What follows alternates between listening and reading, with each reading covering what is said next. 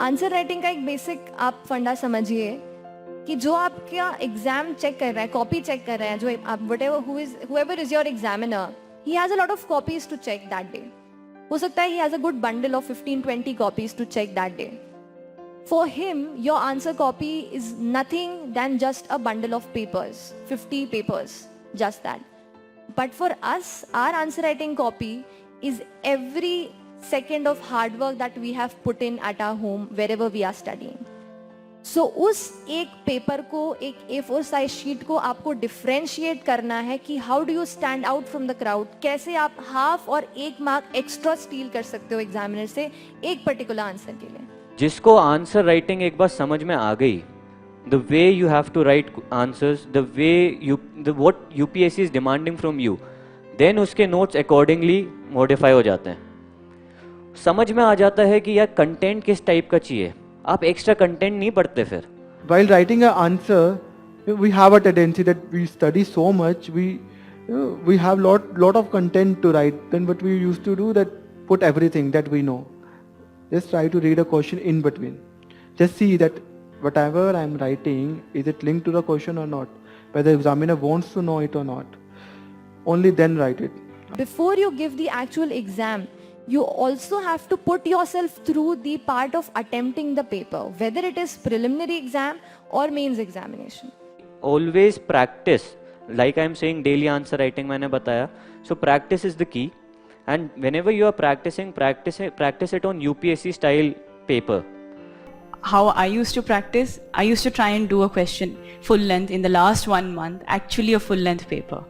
And whether it's comprehensive, whether it's thematic, I think answer writing on a daily basis, if you don't do 3, do some amount, is a non-negotiable. That is the only thing that's going to keep you in practice. It's the only thing that's going to prepare you for the randomness that you might feel at that point of time. Not that the mains are very structured, but there will be invariably a question, you're like, how do I answer it? If you have the flow and the practice, you'll be able to, get yourself and wrap your head around that question much better at that point.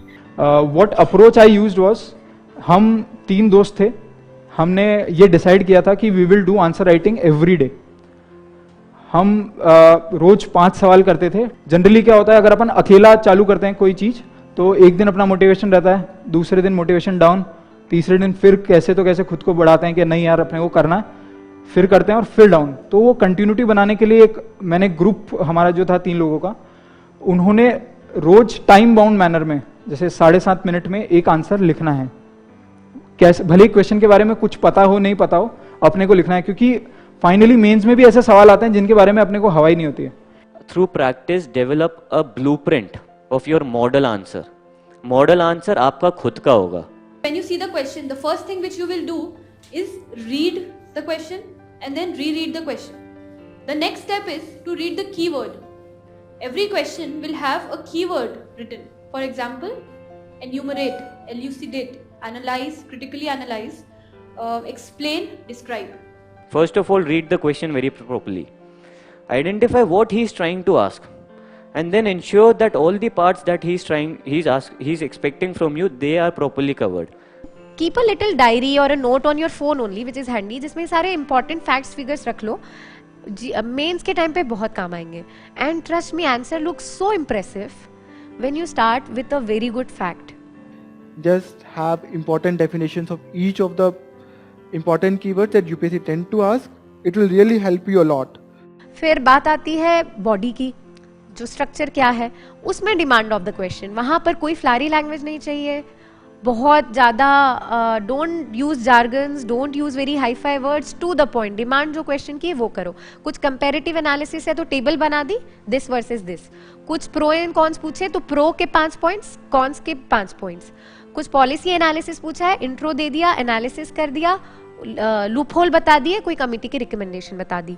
तो वहां पर आपको diagram बनाइए. GS1 और GS3 में तो बहुत diagram बन सकते हैं. जहां इकोनॉमिक्स आया, जहां ज्योग्राफी आया, जल्दी से इंडिया का मैप बनाया और उसमें दिखा दिया, है ना. रिसोर्स का distribution, you don't have to write, it saves a lot of time, it looks very impressive, looks as if the candidate is so experienced. Diagrams और make a circle, make arrows, points cover हो जाते हैं. मेरी knowledge जो है, I can guarantee you, जो select हुए हैं बच्चे, आधे लोगों की मेरे से नॉलेज ज़्यादा होगी, मेरे से ज़्यादा नॉलेज उनकी होगी, गारंटीड। मेरी प्रिपरेशन कितनी 1.5 ईयर की रही, मेरा कोई बैकग्राउंड नहीं था सोशल साइंसेज में, राइट?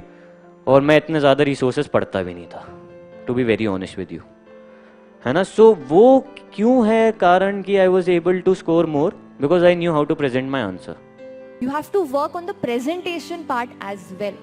उतना ही जितना हम study part पे focus कर रहे हैं. So answer writing and limited sources is something again that's going to really hold you in good stead in the mains. आप पहले दिन मेरा आंसर लिखते देखते तो बोलते बॉस अगला अटेम्प्ट पे आना, इस बार नहीं हो पाएगा। बट कंसिस्टेंटली अगर आप प्रैक्टिस करोगे, 1 महीने बाद ही आई फेल्ट कि I am on the right track.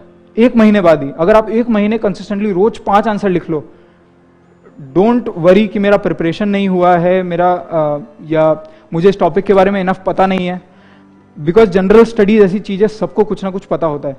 ऐसा नहीं कि आप कंप्लीटली बैंक हो किसी भी पर्टिकुलर टॉपिक पे।